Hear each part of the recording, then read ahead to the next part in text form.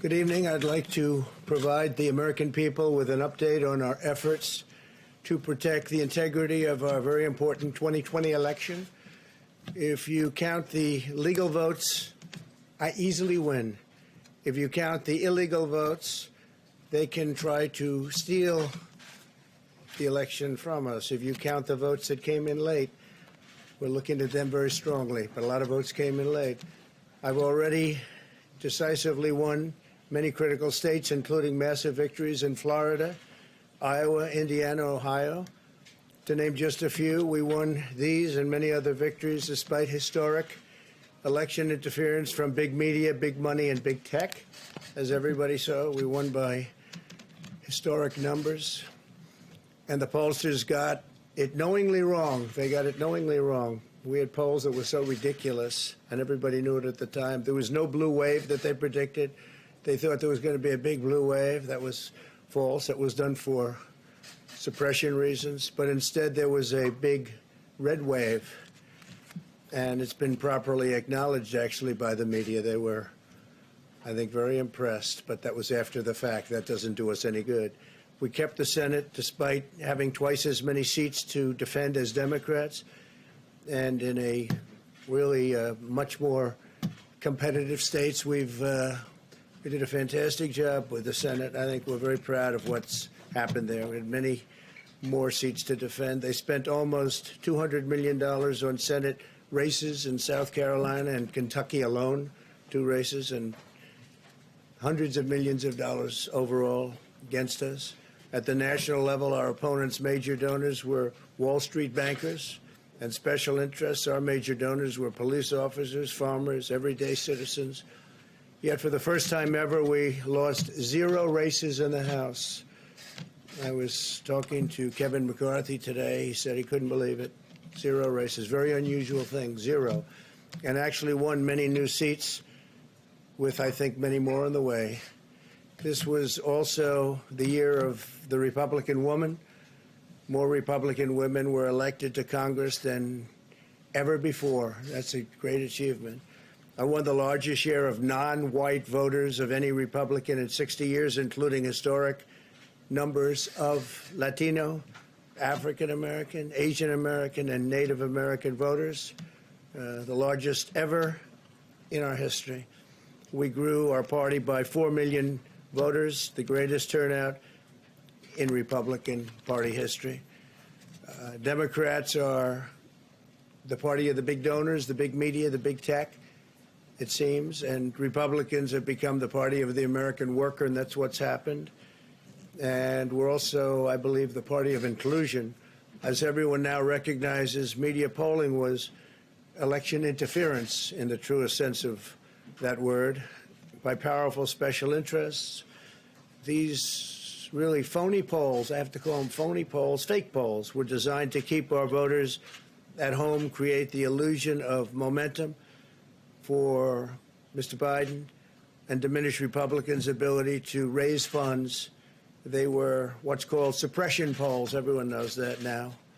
And it's never been used to the extent that it's been used on this last election. To highlight just a few examples, the day before election, Quinnipiac, which was wrong on every occasion that I know of, had Joe Biden up by 5 points in Florida, and they were off by 8.4 points, and I won Florida easily. So they had me losing Florida by a lot, and I ended up winning Florida by a lot. Other than that, they were very accurate.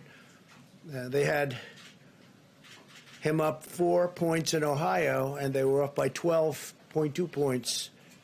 And I also won Ohio, great state of Ohio, very easily. The Washington Post said Biden up 17 points in Wisconsin, and it was basically even.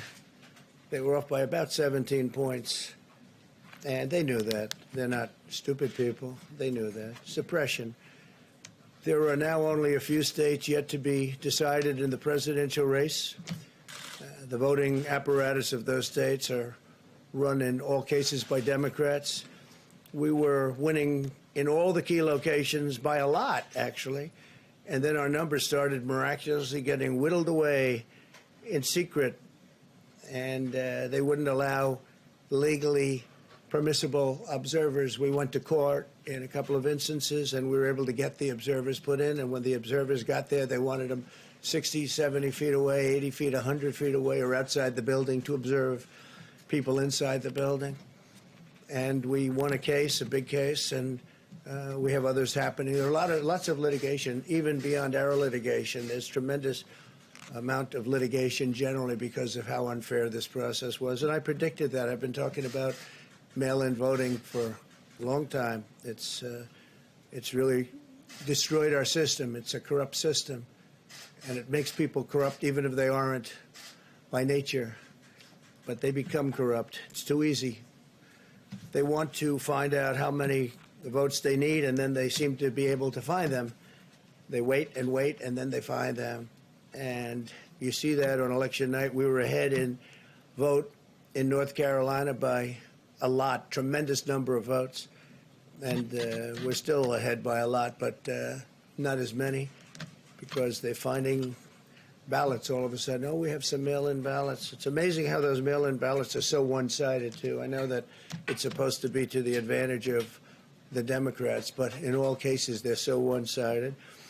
We were up by nearly 700,000 votes in Pennsylvania. I won Pennsylvania by a lot, and that gets whittled down to, I think they said now we're up by 90,000 votes, and they'll keep coming and coming and coming. They find them all over, and they don't want us to have any observers, although we won a court case. The judge said you have to have observers. Likewise in Georgia, and they're appealing. Actually, they're appealing. We won a case that we want people to watch, and we want observers, and they're actually appealing, which is sort of interesting. I wonder why they'd appeal, that all we want to do is have people watch as they do the vote tabulations. Likewise in Georgia, I won by a lot, with a lead of over getting close to 300,000 votes on election night in Georgia. And by the way, got whittled down, and now it's getting to be to a point where I'll go from winning by a lot to perhaps being even down a little bit. In Georgia, a pipe burst in a faraway location, totally unrelated to the location of what was happening, and they stopped counting for 4 hours, and a lot of things happened. The election apparatus in Georgia is run by Democrats. We also had margins of 300,000. In Michigan, we're way up in Michigan, won the state. And in Wisconsin, we did likewise fantastically well. And that got whittled down. In every case, they got whittled down. Today, we're on track to win Arizona. We only need to carry, I guess, 55% of the remaining vote, 55% margins. And that's a margin that we've significantly exceeded. So we'll see what happens with that. But we're on track to do okay in Arizona. Our goal is to defend the integrity of the election. We'll not allow the corruption to steal such an important election, or any election for that matter.